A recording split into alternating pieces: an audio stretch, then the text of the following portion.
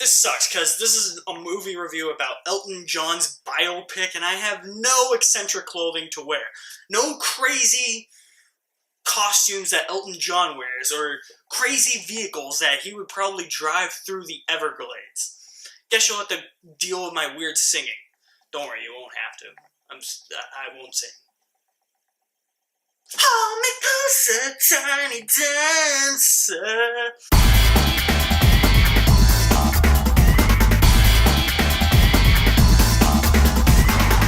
Rocketman is the new movie about Elton John. He is played by Taron Egerton. It is the biopic about the beginning to, I would say, middle of Elton John's career. And that's basically as far as I'm going to go. I'll let you guys go see Rocketman, because that's what it is. It's really a biopic, kind of done in an unconventional way. And I'll talk more about that. First of all, what I really loved about this movie, Taron Egerton, man, that dude killed it. There's rumors that he was handpicked by Elton John himself, and if he was, holy shit, he embodied Elton John. If you thought Rami Malek was really good in last year's Bohemian Rhapsody, which, I don't think is that good of a movie anymore. Taron Egerton is just... wow, he blew me out of the water. The kid from Kingsman has come such a long way. And there's rumors, too, that Taron Egerton did all the singing in the movie, too, and I think he really did. I was like, because I could at least tell that he was doing most of the singing, because in Bohemian Rhapsody, yeah, I'm going to compare this movie to Bohemian Rhapsody, probably for the majority of this review. Because in Bohemian Rhapsody, you could tell Rami Malek wasn't really singing, he was just like lip-syncing with like a false jaw. So it looked kind of weird, but he still gave a really good performance in that as Freddie Mercury when he wasn't lip-syncing. I mean, hell, he won an Oscar for it. Now that reward is to be the next Bond villain. But Taron Egerton, man, this dude kills it. If this dude does not get nominated for an Oscar, world's gone to shit. Supporting cast is really good too. Jamie Bell, I didn't even know that was him until like the final 20 minutes of the movie. I was like, holy shit, that's Jamie Bell. I haven't seen that guy in anything in like 10 years. Rob Stark, Richard Madden. That guy, what did he play? He played it so well, though. Supporting cast is really good, and I thought Dexter Fletcher did a really good job directing this. I was a little worried with Dexter Fletcher directing this because he was the one that replaced Bryan Singer as the director of Bohemian Rhapsody when Bryan Singer got fired from Bohemian Rhapsody. And so he had to come in and finish up the movie. He didn't get directing credit on that because of the Directors Guild rules and stuff. So sole directing credit for Bohemian Rhapsody went to Bryan Singer. And I was a little worried. I was like, this could be the same exact movie as Bohemian Rhapsody. That's the kind of vibe the trailers were giving me when I saw the trailers for Rocketman. But then when I saw the movie, I was just like, man, this is so different from Bohemian Rhapsody.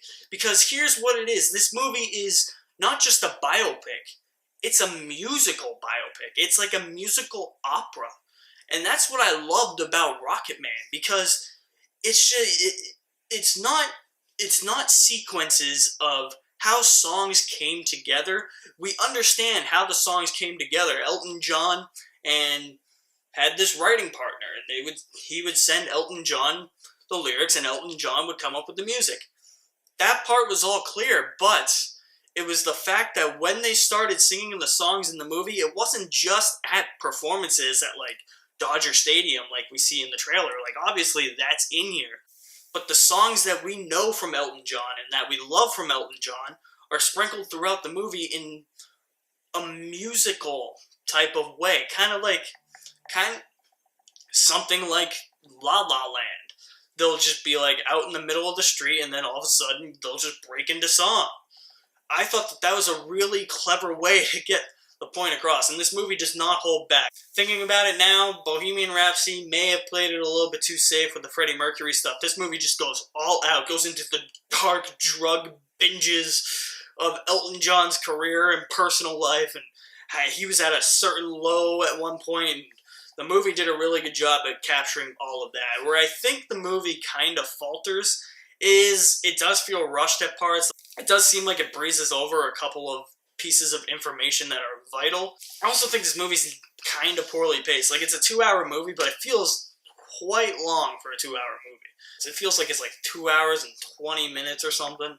So there were times where I was looking at my watch, I was like, man, this is still going. Are we, like, at the end? But I think that the overall way that this movie was written, the way that the narrative was structured, the way that they chose to begin the movie in sort of a therapy help group scenario, and then it's kind of told in a flashback type of way with this Alcoholics Anonymous or therapy group session meeting interspersed throughout. I thought that that was very clever, and it got us to know the character of Elton John a little bit more, and Elton John as a person a lot more. I really enjoyed Rocketman. This was a really good movie that didn't hold back. Taron Egerton is fan-friggin-tastic in this movie, and I loved how it was more of a musical. Wasn't really expecting that. I'm going to give Rocketman an A. Guys, thank you for checking out my review of Rocketman. Hope you guys go see it this weekend. If you have, what did you think about it? Drop me some feedback in the comment section below. I will also leave all my links to my social media accounts in the description. You guys are the best. Thank you for watching. My name is Alex Madden. I'll see you at the movies somewhere.